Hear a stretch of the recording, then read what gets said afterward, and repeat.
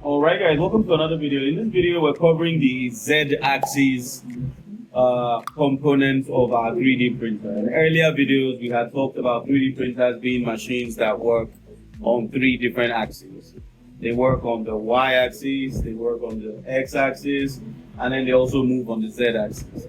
And all of the motions, information from the motor are fed to this board, which is then fed to this cable, which is then fed through this cable all the way into the computer, and then the computer can manipulate those motion positions to create objects like this, right? When the X-axis moves, if the orientation of the print is in this direction, this will be the X-axis, this will be the Y-axis, and then this would be the Z-axis, right? This machine is capable of printing in the X and the Y and then the Z-axis. And to make those motions happen, you have to plan their motion controls ahead of time. All of the motion controls are mechanical things, right? It's when we connect these mechanical things via the motor through this board to the computer that it becomes a mechatronic device. So by default, they are mechanics, right? They rely on physical principles like smooth motion, glide motion, and so many other things like that. So what we're basically doing here is making sure motion happens far before we can control it on the computer. All right, so let's come to the Z-axis, right? If you have not watched the Y-axis, by the way, and the X-axis, I want you to watch it before you watch this one, because you're not likely to understand it fully if you had not seen those two videos. But suppose you had, let's move on. All right, so when it comes to the Z-axis, instead of using belts like we did on the X and the Y-axis, we mostly use linear screws. One useful reason is because linear screws are rigid, they are straight, and they are very, very effective, right? Linear screws are also called threaded rods in some other countries. They work by these particular threadings that are born on them. So they are essentially like your screws. The only difference is that they are very long screws, and this particular one is about 8 millimeters in diameter, right? So they are called, this is called an 8 mm linear screw, right? We buy these off of any company. You can buy it from China. If you live in the West, you see it probably on Amazon, eBay, or any of these places. But if you are in any of these other countries where you don't have it, unfortunately, you're going to have to buy them from China. So you can just ask for a lead screw, and then they'll give it to you. This particular one is about 400 mm. Initially, I thought I was going to build a 400 mm 3D printer until I had to change my mind along the line, and that's why you see that the linear screw is much longer, but I know you can't see that in the video. So these are called linear screws, right? Essentially, they are screws. Because they are screws, they are able to push this object by that same mechanism that you use to push a nut to a bolt, right? So as it begins to move, it begins to go up like that, and then that upward motion like that begins to either move it down or move it up. Like that's what basically happens. You see that as I begin to twist this particular screw, this particular side begins to go up, and as I begin to push it the other way, that side also begins to go down. And linear screws, for balance sake, are usually in two sides. Otherwise, it's going to sag on one side and not sag on the other side. So we always like to use two linear screws when it comes to the Z-axis, like I had said. And again, remember when we were doing the X-axis, I did tell you that the Z-axis is always mounted to the X-axis. So it is literally the Z-axis that lifts the X-axis up while it is in motion. So in this particular type of 3D printer build, the X-axis is always married to the Z-axis. So the Z-axis lifts the X-axis, brings it down, bring it up, brings it down, bring it up, depending on what your G-code supplies. So my job today is to show you why the Z-axis works the way it does, and I'll show you a few components you need to notice. All right, so first thing you need to notice is that the Z-axis is a linear screw, always mostly controlled by a linear screw. For some purpose, we don't use a linear rod for the z-axis because linear rods are smooth on the body. If you compare this with this now, you see that the linear rod is properly smooth on the body, while the linear screw has, etchings of screws on them. So we don't use linear rods. Well, for extra balance, we can have a secondary linear rod here, right? And then have another one on this side. But it's mostly for balance. It's not the one that does the motion control on the z-axis. And instead of using belts, like I said, instead of using these belts as you see, we prefer to use a linear screw. Check Ender 3s, bamboos, and all of that. They always mostly use a linear rod for the z-axis. So keep that in mind. When it comes to the motion control for the z-axis, we don't use linear rods. It's not like we can't use them, but they are not very effective, right? Because if you are going to use a smooth rod, you're going to need to use a bearing.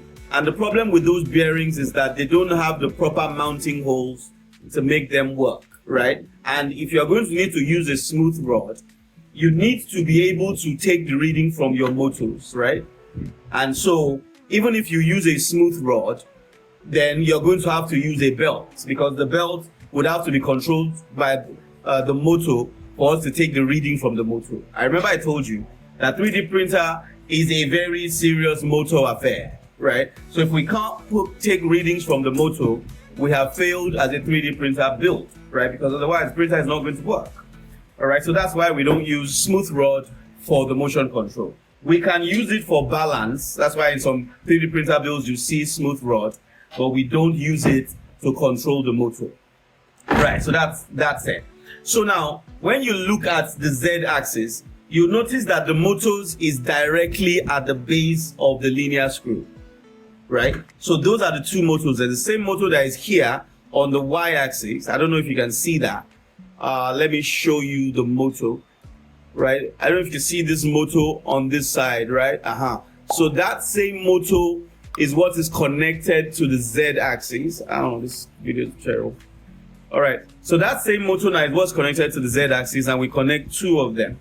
Now, that motor, right, is connected first to one of these guys. So let me show you what this guy is, right? So to do this particular setup, you're going to need this coupler. So when you're planning to build your machine and you plan to use a linear screw on the z-axis, you're going to need linear screws and a coupler. Well, the job of the coupler is that the one side of it can clamp to your motor. Let me show you what that looks like.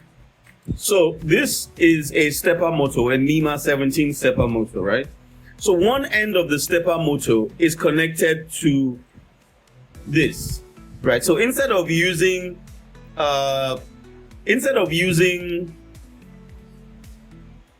pulley, right? Instead of using this pulley, instead of putting this pulley on the motor like we were doing with the x-axis and then the y-axis, right? We use the coupler, right? So this coupler now can take the 5 mm shaft of the motor, and then you see that the other end is an 8 mm hole, right? So the 8 mm hole, right, the 5 mm hole goes into the motor, right, while the 8 mm part goes into the other side.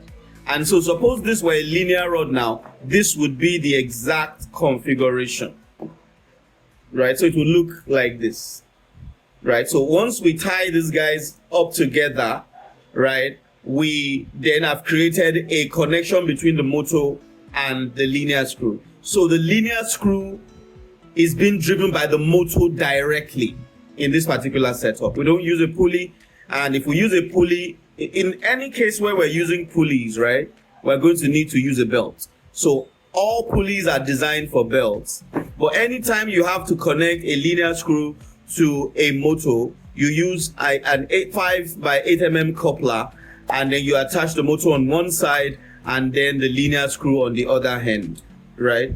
So that's stage 1. Now let me show you what stage 2 is. Having done that, right, you then use a T-knot. So let me show you what the T-knot looks like. You use a T-knot, right? This is a T-knot. Now this T-knot is connected to the other end of your screw, right? It's connected to the other end of your screw, and it goes in here, and then this other block goes into the motor like this, right? So that's essentially how you set up. Can you see? So this side takes in the T-knot, and then the other end takes in the motor. So that's the setup you are witnessing here. This is that 5x8 mm coupler. It's connected directly to the motor, and then it drives the linear screw,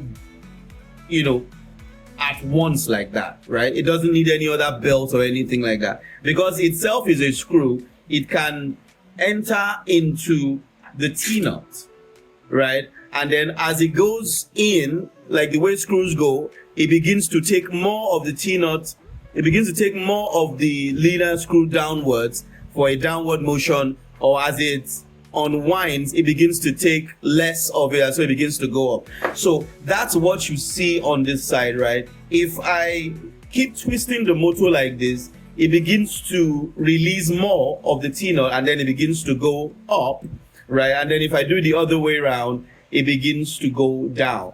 And you'd notice that we have 2 of those on both sides. So we have 2 5x8 mm couplers and then 2 motors on both sides, and that's why we have 2 linear screws.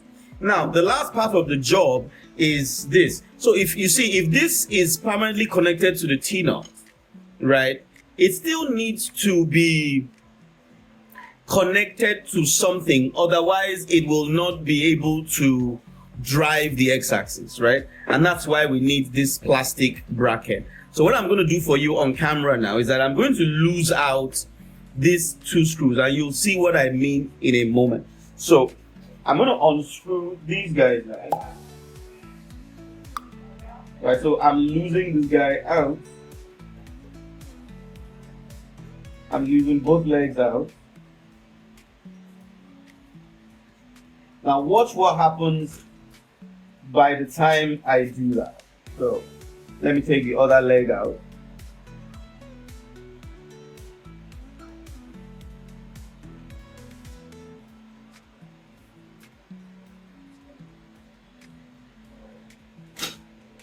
Now, you see now that the x-axis is no longer being controlled. So even if I keep twisting this knot now, you see nothing is happening. It's no longer controlling the x-axis, right?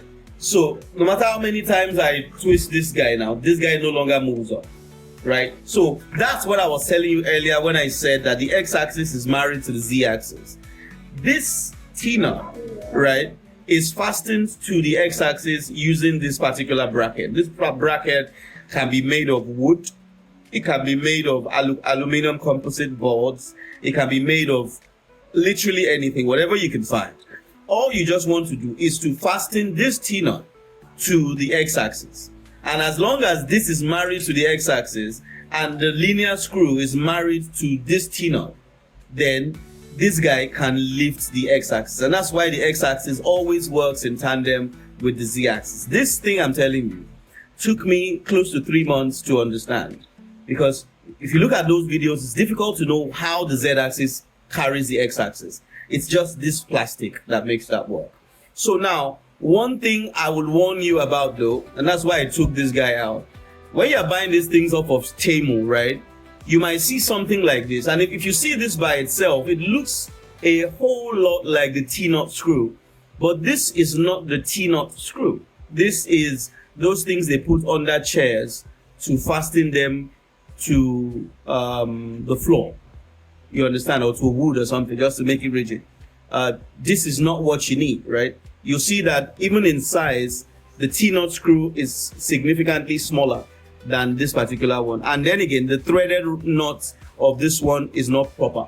If I put this thing now inside of, can you see? If I put it inside of my linear screw, can you see the way it's moving by itself?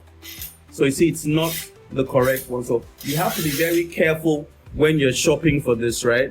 This is called a T-knot. This is not a T-knot. This is called a T8 brass knot. T8 brass knot. It has a 2 mm pitch.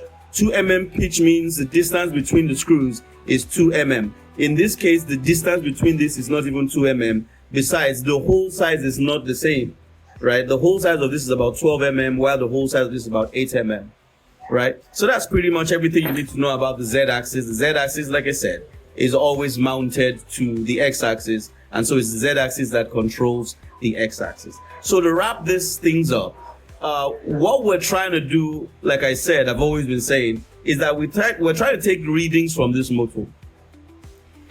This is the motor that we are controlling. We're not really controlling the aluminum frame. The 3D printer is not this aluminum frame. This aluminum frame can be replaced with wood, paper, whatever it is, whatever is sturdy enough to make your machine work, right? What we're really controlling for is the motor. But we cannot control the motor if the motor is dangling in the air, or the motor is on shaky foundation, or the motor is not attached to what it needs to attach to for us to take the readings from it. So that's pretty much why we're doing all of this stress. Now, for the frame of your machine, like I said earlier, you don't have to use aluminum frames, right? But if you must use aluminum frame, try to use aluminum frames that are rugged and rigid and that can carry the weight of what you are trying to move, right? So I hope this particular series has helped you. In the next video, we'll now go to wiring all of these things to this board over here. And I'm going to explain step by step what motor goes where and how you drive the motor, because you can't just really hook up this motor to the computer, right? The motor and all of these other components still has to go to one board, and that's the board that we're going to be explaining next. By the way, the name of the board is called RAMPS 1.4, and that RAMPS 1.4 is always connected to an Arduino 2560 Mega. I hope you're going to be available for that next video, and I can't wait to see you there. Until then, bye bye, take care.